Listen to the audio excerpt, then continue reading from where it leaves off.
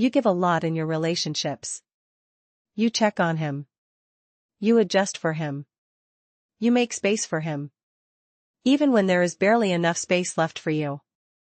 And somehow, even after all of that, you feel like you are constantly chasing. Chasing his attention. Chasing reassurance. Chasing the version of the relationship you imagined. That feeling, that quiet, exhausting feeling, is not because you are not enough. It is because somewhere along the way, you handed over the controls. Today I want to talk about what it actually means to be the boss in your relationship. Not the loud, controlling kind. The calm, grounded kind. The kind that changes everything. Let me be very clear about what being the boss in a relationship does not mean. It does not mean controlling your partner. It does not mean playing games or making him chase you for sport. It does not mean being cold, or distant, or emotionally unavailable. Being the boss means this. You are the one who leads your own life. And he has the privilege of being a part of it. It means you have a standard. A clear, non-negotiable standard for how you want to be treated. And you do not abandon that standard when feelings get involved. It means your happiness does not depend entirely on whether he texts back, shows up, or stays. You are not waiting for him to decide how your day goes. It means you are a full, complete person. With goals, friendships, passions, and self-respect. And a relationship is something you choose to add to your life. Not something you build your entire life around. The woman who is the boss does not beg. She does not chase. She does not shrink herself to keep someone comfortable. She shows up as herself, fully. And lets the other person decide if they can meet her there. That is power. Real, quiet, unshakable power. When you are not leading your own energy in a relationship, something very specific happens. You become reactive. Every text message affects your mood. Every moment of distance sends you into your head. You start interpreting, overanalyzing. Adjusting yourself based on whatever he seems to want that day. And the more you do this, the smaller you become. You stop bringing up what bothers you. Because you do not want to seem difficult. You stop making plans for yourself. Because you want to stay available for him. You stop trusting your own instincts. Because you have been second-guessing yourself for so long. Here's what this does to the dynamic between you two. When you orbit around someone, they stop seeing you as an equal. They start seeing you as a follower. And people, even good people, even people who love you, they do not always cherish what they never had to value. The less grounded you are in yourself, the less attractive, in the deepest sense of that word, you become. Not because of how you look, but because there is nothing more magnetic than a woman who does not need you to be okay. You did not do this on purpose. Nobody does. It usually starts with love, or what we thought love looked like. Maybe you grew up watching the women around you pour everything into the people they loved. And love looked like sacrifice. Like putting others first. Like making yourself small so someone else could feel big. Maybe you were taught, directly or indirectly, that a good woman is an accommodating woman. That asking for too much makes you difficult. That needing things makes you needy. Or maybe you have been hurt before. And somewhere inside you, the logic became, if I give more, if I need less, if I make it easy, maybe this time they will stay. That is not weakness. That is a wound doing what wounds do, trying to protect you. But here is the truth. Disappearing yourself to keep someone around never actually keeps them. It just delays the moment when you realize you lost yourself. And you deserve more than that. This was not a character flaw. This was something you learned. Which means it is also something you can unlearn. Ask yourself honestly. Do you check his messages more than you check on yourself? Do you cancel plans with friends or yourself to stay available for him? Do you know exactly what he likes, what he needs, what bothers him? But struggle to name your own needs clearly? When he is in a bad mood, do you immediately wonder what you did wrong?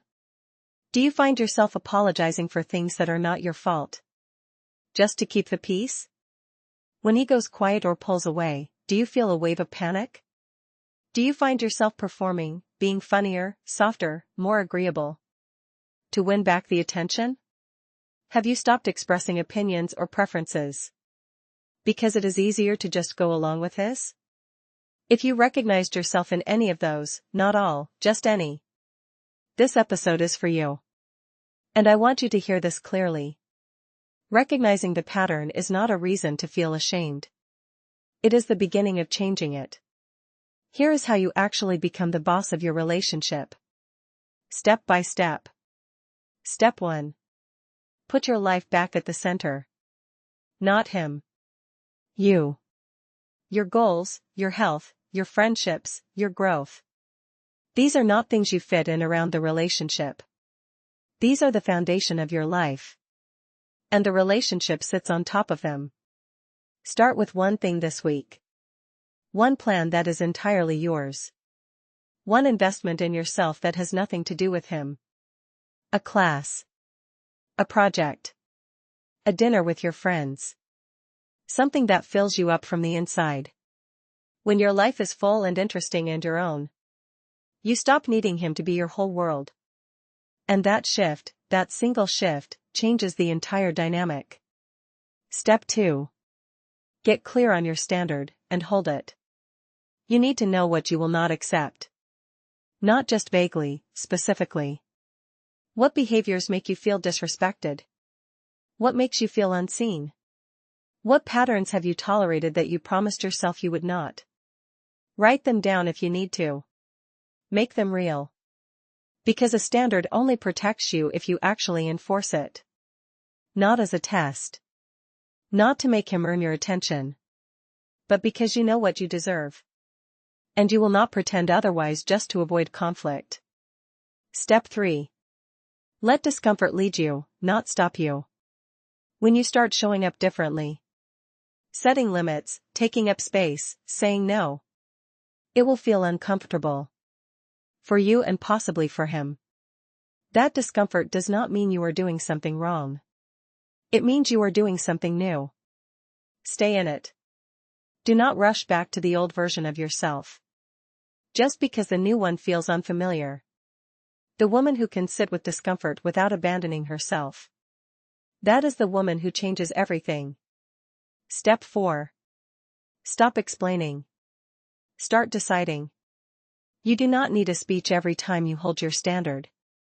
You do not need his understanding. You do not need his agreement. A confident woman does not debate her worth. She simply acts from it. If something does not feel right, you say so. Calmly, clearly, once.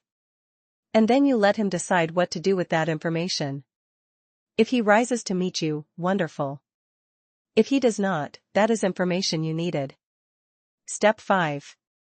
Choose from strength, not fear. This is the most important one. Every decision you make in your relationship, whether to stay, to speak, to give, to leave, make sure it comes from strength. Not from fear of losing him. Fear makes you chase. Fear makes you tolerate things you should not. Fear makes you disappear. Strength keeps you whole. Strength is what keeps real love intact. When you choose him from a place of real, grounded strength. When you are there because you want to be. Not because you are afraid of what happens if you are not. That is when a relationship becomes real. That is when you become undeniable. I want you to think about the woman you are becoming. Not the version of you that shrinks and adjusts and waits.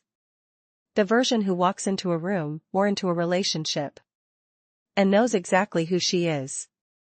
She does not need to be loud about it. She does not need to announce her value. She simply lives it. And that is enough. That has always been enough. Being the boss in your relationship is not about power over someone else. It is about power over yourself. Your choices. Your peace. Your standard. Your life. That is what nobody can take from you. If you decide not to give it away, you are not behind. You are not broken. You are a woman learning to lead herself. And that is the beginning of everything. That is who you are. That is who you are becoming.